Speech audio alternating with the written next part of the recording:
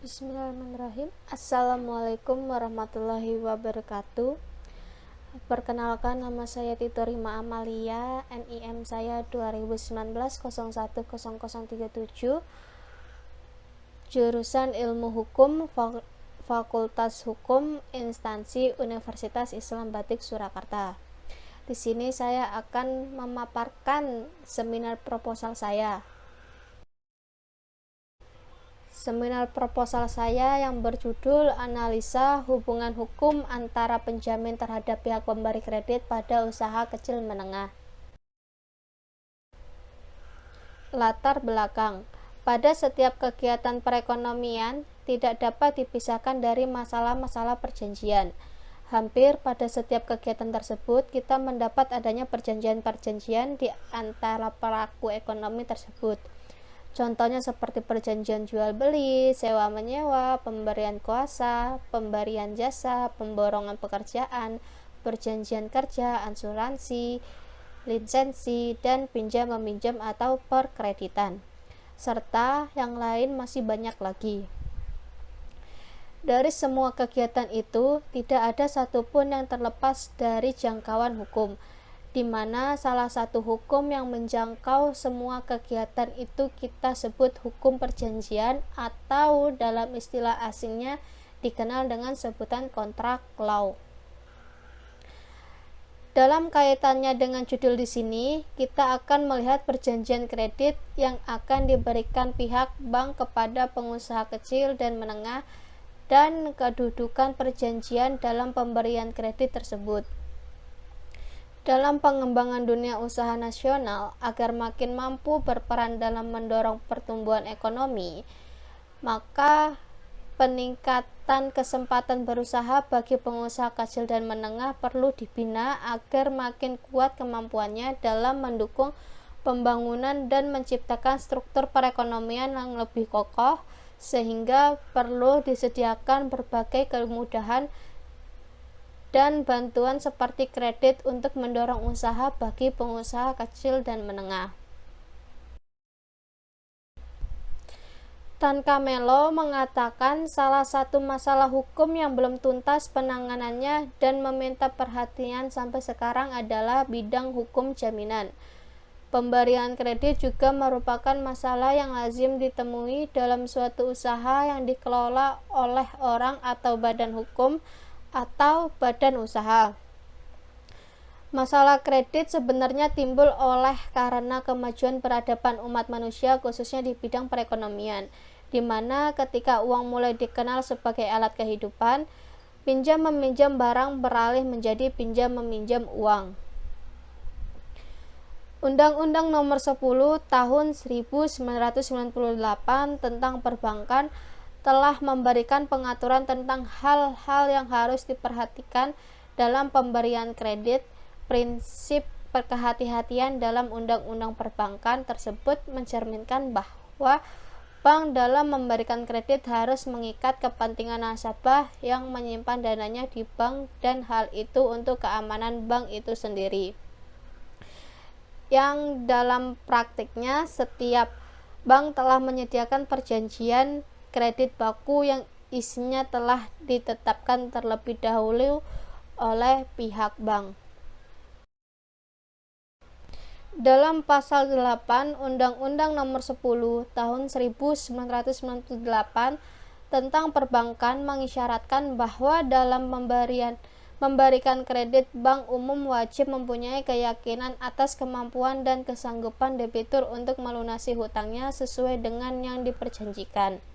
Selanjutnya, dalam penjelasan pasal 8 tersebut menjelaskan bahwa untuk memperoleh keyakinan tersebut, dari hal di atas dapat diambil kesimpulan bahwa fasilitas kredit akan diberikan jika nasabah menyediakan barang jaminan atau ada perjanjian yang dapat menjamin pemberi kredit terhadap si penerima kredit. Jadi, tanpa jaminan bank tidak mungkin mengabulkan permohonan kredit dari nasabah. Oleh karena itu, jaminan sangat penting, artinya demi keamanan si pemberi kredit atau bank. Memberikan suatu barang sebagai jaminan kepada bank berarti pemilik barang telah melepaskan sebagian kekuasaannya tersebut. Adanya jaminan seperti ini sangat diperlukan bank, karena bank mempunyai suatu kepentingan hukum bahwa nasabah yang menjadi debitur memenuhi kewajiban atas perikatan yang telah dibuatnya.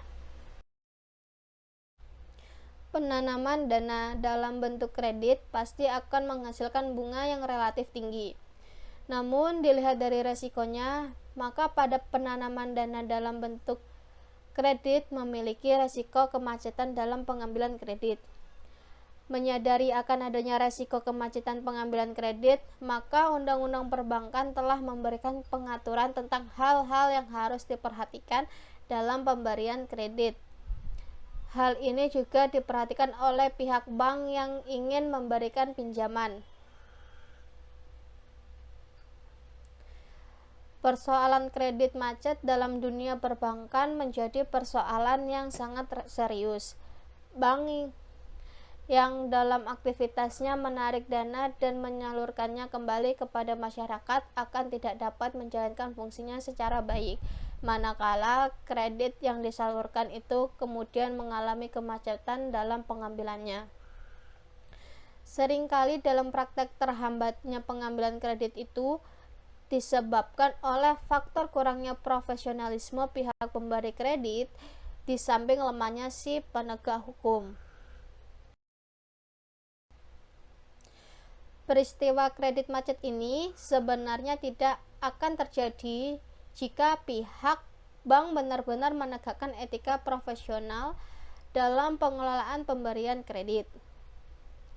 Di sisi lain, jika hukum dan aparat penegaknya benar-benar menegakkan kebenaran dan keadilan di atas segalanya, yang tentunya persoalan kredit macet ini juga tidak akan menjadi suatu hal yang menakutkan bagi kalangan perbankan.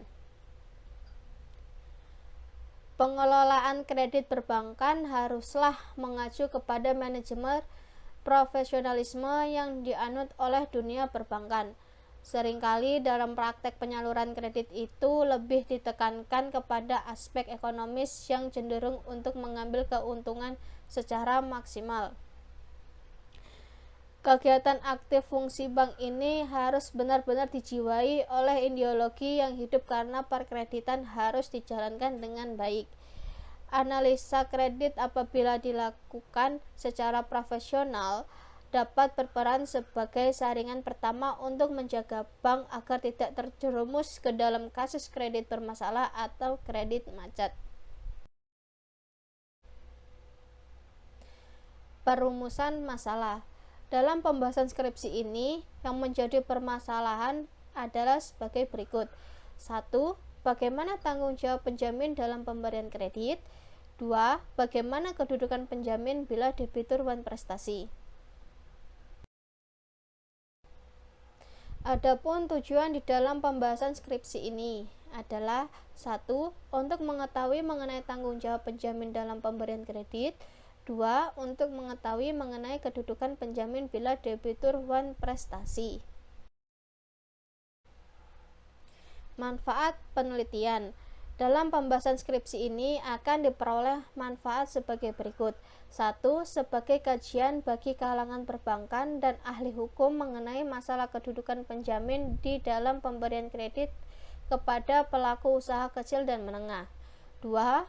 Memberikan pemahaman hukum bagi pelaku usaha kecil dan menengah dan masyarakat pada umumnya dalam proses pemberian kredit dengan penjamin atau yang disebut BORG. 3. Sebagai bahan bagi yang berminat dalam proses pemberian kredit dengan penjamin atau yang disebut BORG. Kredit. Pengertian kredit dalam pasal 1 angka 12 Undang-Undang Nomor 10 Tahun 1998 menyatakan kredit adalah penyediaan uang atau tagihan yang dapat dipersamakan dengan itu berdasarkan persetujuan atau kesepakatan pinjam-meminjam antara bank dengan pihak lain yang mewajibkan pihak meminjam untuk melunasi hutangnya setelah jangka waktu tertentu dengan jumlah bunga imbalan atau pembagian hasil keuntungan. Kata kredit berasal dari kata kreder dalam bahasa Yunani yang artinya percaya. Kepercayaan adalah unsur yang sangat penting dan utama dalam pergaulan hidup manusia. Jadi seandainya seseorang memperoleh kredit, berarti ia memperoleh kepercayaan. Dengan kata lain, maka kredit mengandung pengertian adanya suatu kepercayaan dari seseorang atau badan lainnya, yaitu bahwa yang bersangkutan pada masa yang akan datang akan memenuhi segala sesuatu kewajiban yang telah diperjanjikan terlebih dahulu. Kredit dalam arti luas didasarkan atas komponen-komponen kepercayaan, resiko, dan pertukaran ekonomi di masa mendatang. Berdasarkan batasan yang diberikan oleh undang-undang, bahwa dalam pengertian kredit terkandung perkataan pinjam-meminjam sebagai dasar tiadakannya perjanjian kredit. Perjanjian kredit menurut hukum Perdata Indonesia adalah suatu perjanjian pinjam-meminjam sebagaimana diatur di dalam KUH Perdata pada pasal 1754 sampai pasal 1769. Dengan demikian, pembuatan suatu perjanjian kredit dapat berdasarkan ketentuan-ketentuan di dalam KUH Perdata, tetapi dapat pula berdasarkan kesepakatan di antara para pihak.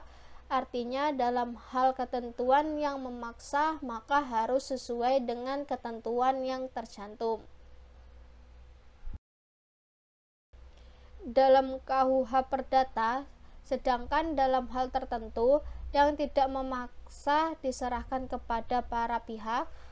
Pasal 1754 KUH Perdata menyatakan bahwa pinjam-meminjam adalah persetujuan dengan mana pihak yang satu memberikan kepada pihak yang lain suatu jumlah tertentu barang-barang yang menghabiskan karena pemakaian dengan syarat bahwa pihak yang belakang akan mengambilkan sejumlah yang sama dari macam dan keadaan yang sama pula.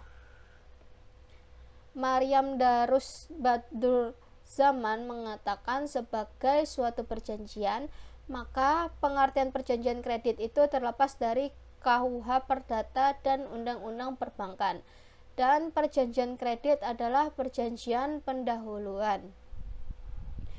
Dalam pelaksanaannya, pengertian perjanjian kredit ini selalu dikaitkan dengan bentuk perjanjian yang ditegaskan dalam model-model formulir bank dari masing-masing bank. Bentuk dan materi perjanjian kredit antara satu bank dengan yang lain tidak sama karena harus disesuaikan dengan kebutuhan masing-masing.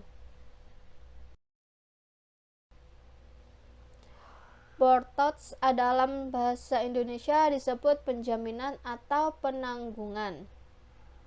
Orangnya disebut bort atau penjamin atau penanggungan. Bortots adalah perjanjian antara kreditur atau berpiutang dengan seorang pihak ketiga yang menjamin dipenuhinya kewajiban-kewajiban debitur atau si berutang. Pemberian kredit pada umumnya diikuti penyediaan jaminan oleh pemohon kredit, sehingga pemohon kredit yang tidak bisa memberikan jaminan sulit untuk memperoleh kredit bank. Dalam perkembangannya, untuk membantu masyarakat memperoleh modal dengan mudah yang diharapkan mampu meningkatkan pembangunan nasional khususnya untuk menciptakan pertumbuhan ekonomi, maka pemerintah melalui Undang-Undang Nomor 10 Tahun 1998 tentang perbankan tidak mewajibkan pemberian kredit harus diakui dengan kewajiban pemohon kredit menyediakan jaminan. Kredit sebenarnya mempunyai pasaran yang luas sekali. Jumlah peminta kredit lebih banyak dan besar jumlahnya jika dibandingkan dengan adanya badan-badan yang sanggup melayaninya. Salah satu penyaluran kredit yang diberikan bank yaitu kepada pengusaha kecil dan menengah. Usaha kecil menengah ini bersifat relatif, sehingga perlu ada batasannya dari berbagai segi. Definisi usaha kecil dan menengah dari berbagai segi adalah A. berdasarkan total aset. Berdasarkan total aset usaha kecil dan menengah yaitu pengusaha yang memiliki kekayaan bersih paling banyak 200 juta rupiah yang tidak termasuk tanah dan bangunan tempat membuka usaha. B. Berdasarkan total penjualan per tahun. Usaha kecil dan menengah yaitu pengusaha yang memiliki hasil total penjualan bersih per tahun paling banyak 1 miliar rupiah. C. Berdasarkan status kepemilikan. Usaha kecil dan menengah yaitu usaha berbentuk perorangan, bisa berbadan hukum atau tidak berbadan hukum yang di dalamnya termasuk koperasi. Dasar hukum. 1. Kitab Undang-Undang Hukum Perdata. 2. Undang-Undang Nomor 10 Tahun 1998 tentang Perbankan. 3. Undang-Undang Nomor 20 Tahun 2008 tentang Usaha Mikro, Kecil, dan Menengah. 4. Keputusan Presiden Republik Indonesia Nomor 56 Tahun 2002 tentang restrukturisasi kredit usaha kecil dan menengah. 5. Peraturan Daerah Provinsi Sumatera Utara Nomor 7 Tahun 2004. Metode penelitian. Metode yang dipakai dalam penelitian untuk penulisan skripsi ini adalah penelitian kepustakaan atau penelitian hukum normatif. Materi atau badan penelitian untuk menyelesaikan skripsi ini, sasaran-sasaran penelitian hukum normatif diarahkan untuk menganalisis hubungan-hubungan hukum antar satu peraturan dengan peraturan lainnya. Penguntipan bahan-bahan di kepustakaan yang berhubungan dengan judul untuk menjelaskan permasalahan. Sistematika skripsi. Sistematika di dalam penulisan skripsi ini terdiri dari bab 1 yaitu pendahuluan yang terdiri dari A. Latar belakang, B. Perumusan masalah, C. Tujuan penelitian, D. Manfaat penelitian, E. Landasan teori, F. Metode penelitian, dan G. Sistematika proposal. Bab 2 yaitu tinjauan umum mengenai perjanjian kredit yang terdiri dari A. Pengertian kredit secara umum, B. Subjek dan objek perjanjian kredit, C. Syarat-syarat dan bentuk-bentuk perjanjian kredit, D. Dasar pertimbangan pemberian kredit, E. Hak dan kewajiban pemberi dan penerima kredit, F. Pengertian usaha kecil, G. Dasar-dasar hukum pemberi kredit usaha. Bab 3 yaitu tinjauan umum tentang jaminan dalam pemberian kredit yang terdiri dari A. Pengertian hukum jaminan dalam pemberian kredit, B. Jenis-jenis jaminan dalam pemberian kredit, C. Fungsi jaminan kredit dalam pemberian kredit. Bab 4 yaitu analisis kedudukan penjamin atau yang disebut board dalam pemberian kredit bagi pelaku usaha kecil dan menengah yang terdiri dari A. Tanggung jawab penjamin dalam pemberian kredit, B. Kedudukan penjamin bila debitur wan prestasi.